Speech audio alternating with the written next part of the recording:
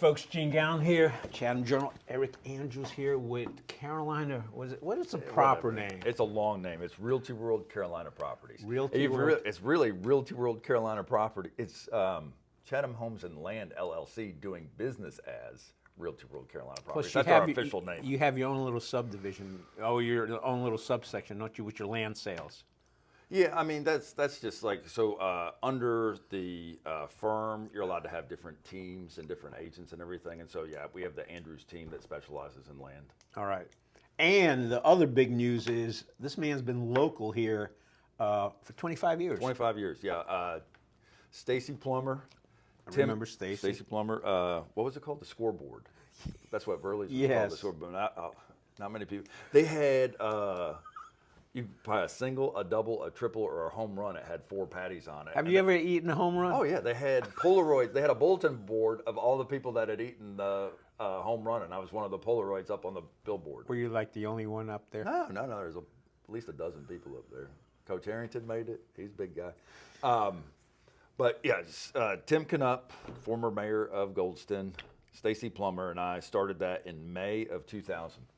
Yeah, and actually, Tim Knupp, we had 3 guys having lunch with him, and the thing is, he's staying busy because he was talking about one of the things he does is he goes on mission trips and they build wells so that folks, instead of walking miles and miles and miles to get to a water source, have a well right there in town. So that's pretty neat. He's semi-retired, but he does a few deals. He hangs his license here, so we still collaborate and work together. It's fun. Right. He's a good friend.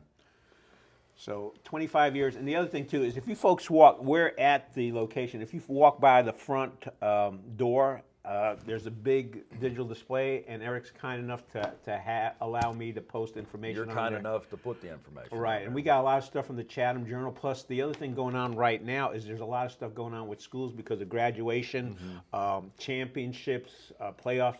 Teams have been in the playoffs.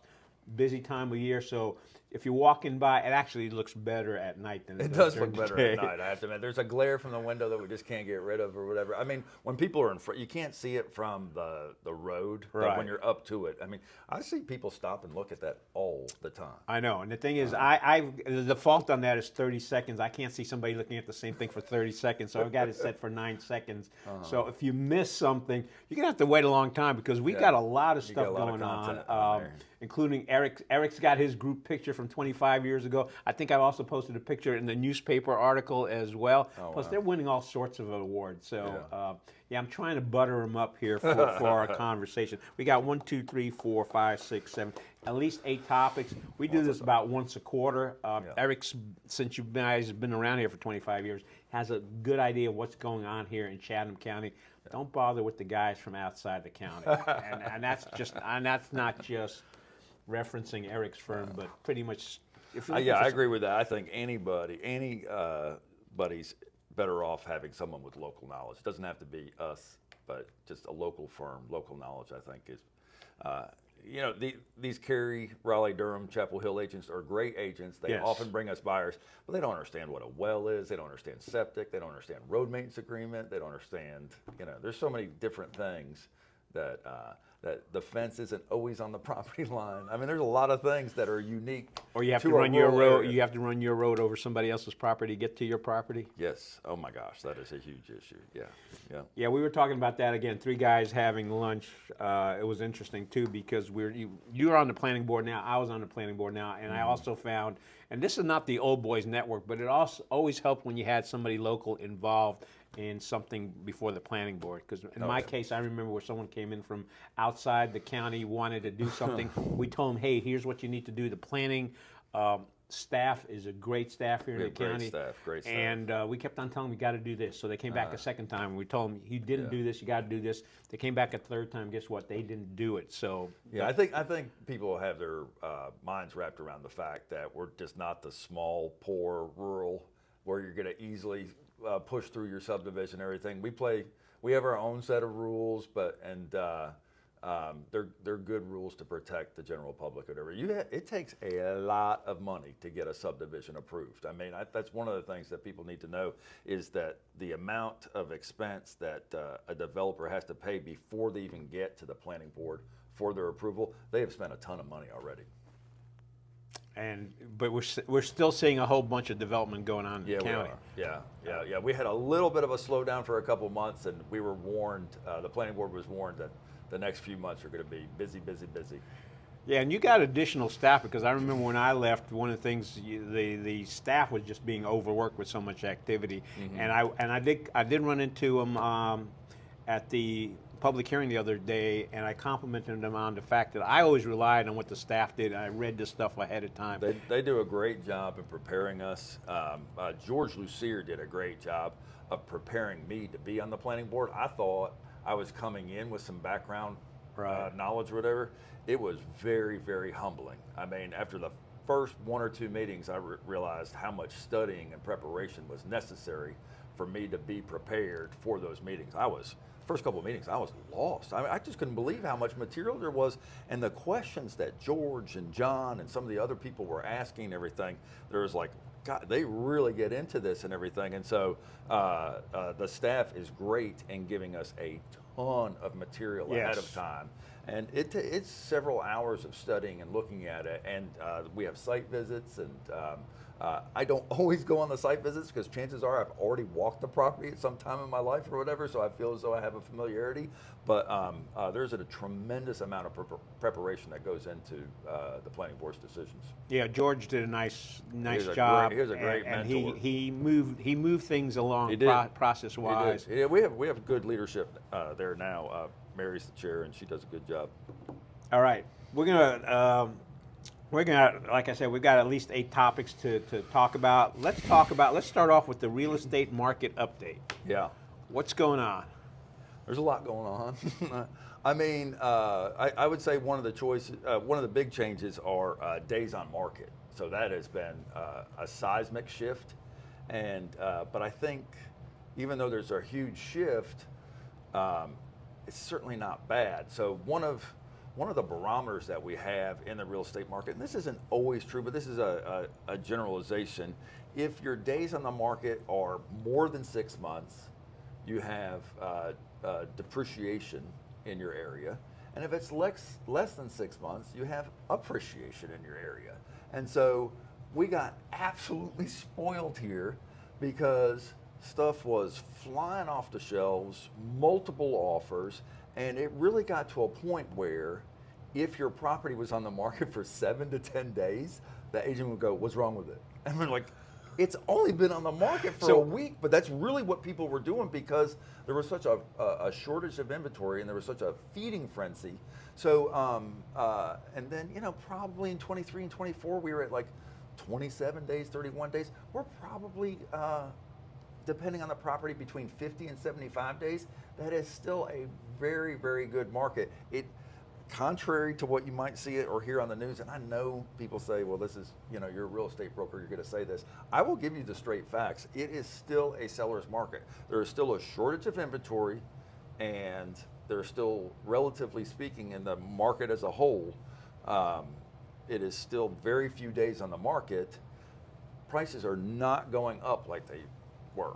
And I think there's a tendency, because inventory is so short right now, that some agents and some sellers, myself included, I've done it, overshoot the market. So, if you see the stuff in the past and it's 500 and so, well, let's try for 525 or 550, they might have to reevaluate that because we're not going up. I mean, we were literally having 10 and 12% appreciation. Okay, now we're probably 1 to 3% appreciation, which is a huge difference, but I think there's an expectation that prices are going down. I have not seen prices going down in this area yet. We're seeing some prices going down in Texas and Florida, and they're kind of like the canary in the mine shaft. Sometimes they're a little bit ahead of us, and so, but this is just such a hot area. I don't see us, I have no idea what the future holds, but I don't see it going down anytime soon. All right, so you were talking, again, less than 6 months were good, but even now you're talking about 3 to 4 months max. Yes. 3 months probably. Yeah, so if someone's out there, hey, my buddy sold this within a couple weeks. Now it's a couple months. It still happens. There's still really, really hot things. I put a modular home up for sale on 5 acres. It was in Chatham County, but it was an Apex address. 8 offers, went for 50,000 over asking. Okay, that is the exception though. That's not the rule. I mean, I'm closing on one Tuesday. It was a house in 10 acres. The house needed work. We had it under contract a couple times, and it's closing. It's probably been close to 9 or 10 months that it's been on the market. Homes, land is not the same as residential. Land is often 1 to 2 years on the market. Residential is that 2 to 3 to 4 months on the market right now, but that's the regular quarter-acre lots. Homes with acreage, so if you have a home with 10, a home with 20, or a home with 70, it's going to be somewhere between land and regular residential. So homes with acreage have many more days on the market. So that's more of a leaning more towards the land sale side of Yeah, stuff. exactly. So at what point, acreage-wise, are we talking more home versus land? It depends on where you're at. I mean, Okay. So like a house on 5 acres in Apex, that was the craziest thing ever, But a house on 5 acres in Bondley, that's not going to get anybody excited, you know. Right. So it depends on. It's usually an east-west, north-south kind of thing or whatever. But the more acreage you have in the southwest would be more common, and it's less common to have acreage in the northeast part of the county. Yeah, I think I had posted down there. Someone came out with a report as to the average price of homes in Chatham County. And I had You can look at the data so many different ways. I mean, most of the stuff. So I work with the Governmental Affairs Committee with OCHAR, Right. and so we get the most current census data. And right now it looks like Chatham's probably around 725, which is the highest in the state. 725. I mean, we've done this a couple times. I think I've told you 589, Yes. 625, 640. Here we are, 725 right now. Yeah, you can go back and look at Yeah, those, and yes, yeah, it right. has been Yeah, going up. Yeah, and so that's probably the highest. Now, there's a reason for this anomaly. They're like, people are blown away. How the heck can you guys be above Raleigh, above Chapel Hill? Well, Raleigh and Chapel Hill have condos. They have townhomes. We don't have those. We have, it's bad, but we call them McMansions. I mean, people are building 3, 4, 5, 6. We had one the other day, 10,000 square foot home. People are just building giant homes, and they're on larger lots as well. So we don't have the smaller homes or the condos and the townhomes that bring down that median price. Are those folks that are building the McMansions, and you can Google that to see what that means? Is that trademarked? I don't think it is. Are those folks that are moving into the county? Are they from the area around here? Because I think last year we were talking about Orange County showed up twice as being in the top 5 markets, and it's Orange County, North Carolina, Orange County, California. Yeah, I don't know if Orange County, California, we're getting a lot more diversity. For the longest time, Chatham County was a second move. People would come from out of state, they would move to Cary or Chapel Hill or North Raleigh, Wake Forest, and they'd be like, yeah, this isn't for us, we want more, bigger or more land or whatever, and so they were coming to Chatham County as a second move. For the last few years, for the first time, we're seeing more and more first-time home buyers where they're coming directly from California or directly from Florida or directly from New York, and so we're not a second move destination. That's partly because of Chapel Ridge, the Preserve, Governor's Club. I mean, Belichick wasn't a second move. He came right here. Is Belichick a Chatham County resident? We can't talk about that.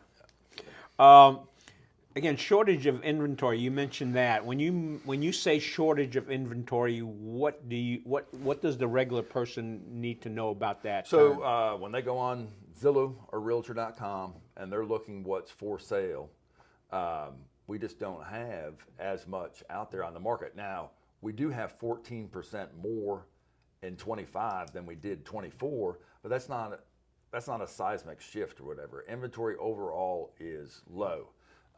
One of the unique things that happened, someone I know that was looking for homes in Huntsville, Alabama, okay, and they wanted something under 250, and so we went, and 475 came up in Huntsville, Alabama, and there were some nice homes for 250. We did the same thing just for giggles. We did the same thing for Charlotte, North Carolina. About 425 came up. Now, these were like smaller condos, but they still had inventory that was less than 250. Just for giggles, we did Pittsboro. 1 came up. 1 in all of Pittsboro. And it was a 900 square foot cinder block, 1 bedroom, 1 bath house. and that's all we had in all of Pittsboro under 250 was just one, and that was just last week. Yeah, we're going to talk about that a little bit further down about actually that leads into so now you know what the shortage of inventory means. We're going to talk about, and this came up in the three guys having lunch, rent versus buy. Yeah, I don't like talking about this, but it's a fact because one of the being in it for 25 years, all 25 of those years we would say with a high level of confidence, it is cheaper to buy than rent. Okay.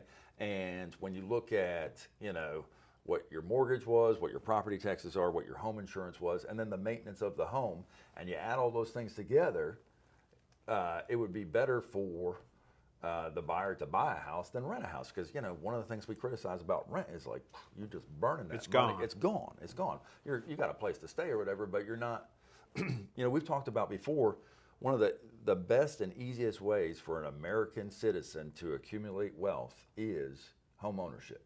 So you're paying yourself back and the property's appreciating. Hopefully you're going to make some improvements and everything. I mean, this is how, and then you get to dip into that equity sometimes if you need extra funds. But this is what people retire off of. This is how people buy bigger and better homes and everything. This is how you get a tangible asset and a value, accumulate wealth.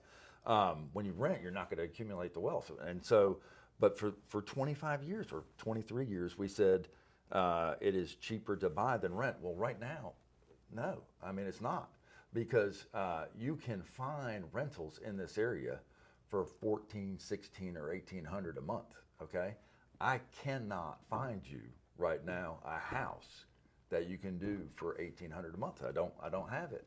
So. It is a seismic shift in the industry, and it's sad in a lot of ways too, that people just can't afford to buy anything right now. And so we have a property management division in this company. We manage about 85 properties, and the shortage of inventory in rental is even more so than sales, because if we have something that comes up for rent, it is gone quick. There's not a lot of rent. I mean, it's gone. The inventory's gone up, but there's still not enough to meet the need. So you talked about a housing inventory shortage. You also have one on rental. Oh, extreme rentals. The rentals. I mean, we were talking about you can't be realistic. 7 days on the market. Our rentals don't last 7 days. Yeah, they're gone quick. So do you keep a list? I guess you keep your list of rentals out there, but they go like. We often don't have time to put them up. They're gone that quick. Yeah. Whoa. Yeah. Yeah, I mean, we've had some landlords or whatever that might have overshot, and one of the things I always tell a landlord is 1 month's vacancy is the equivalent of taking 8.3% less. So that's a really, really good number to have in your head. So you're like, I have to have 1,400. I have to have 1,400, and then it goes vacant for a month.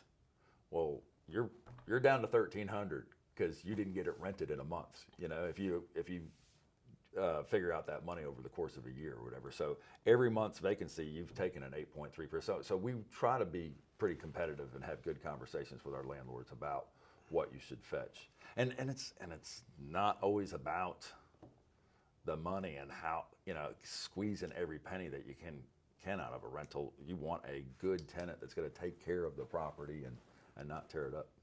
Right. We'll talk about that a little bit further down too, because there's a property reevaluation that took place this year, but we're further down on that.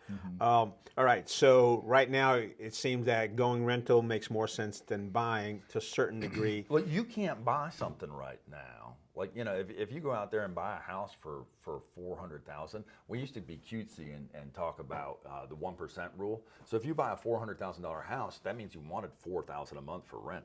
I don't have.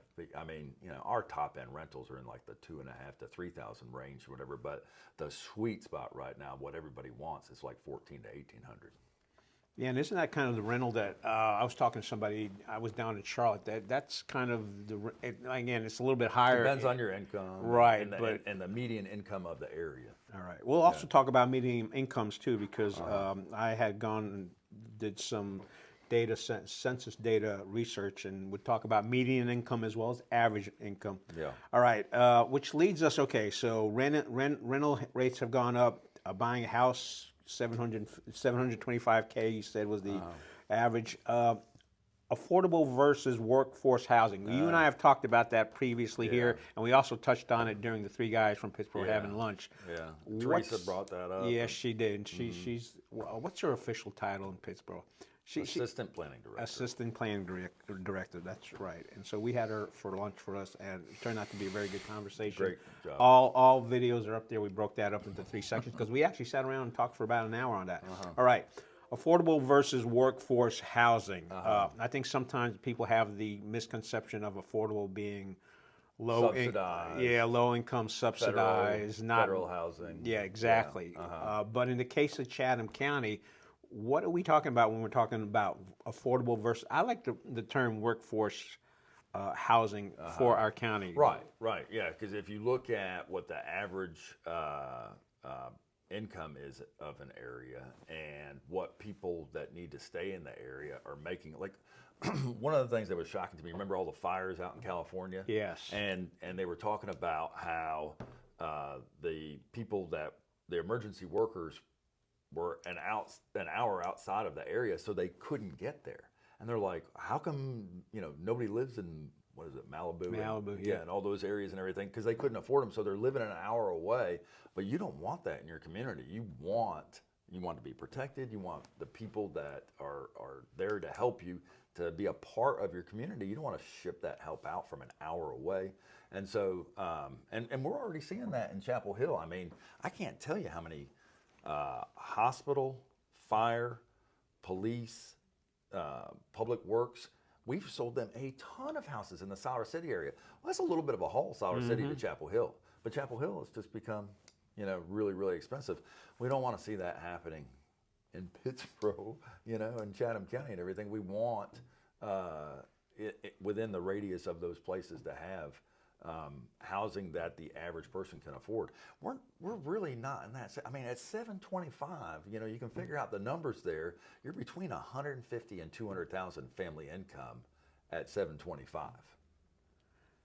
Yeah, and the thing is, and we touched on this during the lunch as well. If you've got a young family, husband and wife, let's say both of them working, both of them making 50K or 60K, so they're making 100 to 120. That's not average though.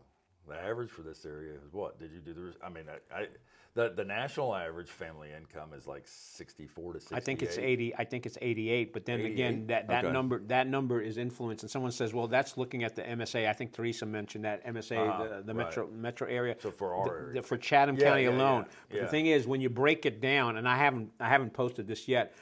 Places like Governor's Club, Governor's Village, Carolina Meadows, Chapel Ridge, and there's one other community. When you look at their numbers, medium for Chatham County is 88K, I believe.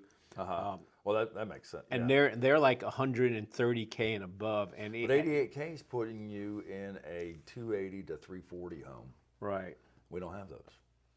You only found one that one time to look for it, and that was a 1,000 square foot cinder block building. Yeah. So. Yeah. So we need to focus on that.